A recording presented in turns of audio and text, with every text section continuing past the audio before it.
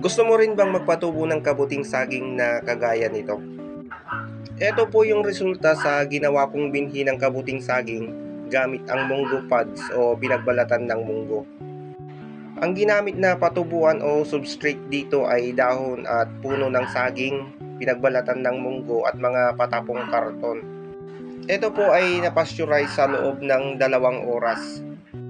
Sa pagtatanim ng kabuting saging, isa ang pasteurization sa pinakaimportanteng insurance bago ka magtanim.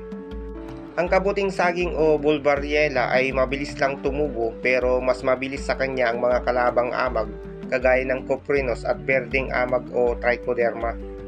Para maging matagumpay sa pagpapatubo kagaya nito ay kailangan nating idaan sa pasteurization o pagpapainit upang mapatay ang mga masasamang bakterya at mga itlog ng insekto. Pag hindi ito pinatay sa init na 70 to 80 degrees Celsius ay mauunahan lang nila ang amag ng kabuting saging.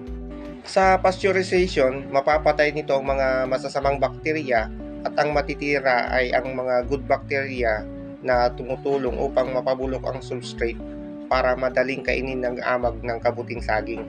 At mas madaling pasukin ng mycelium ang loob ng substrate.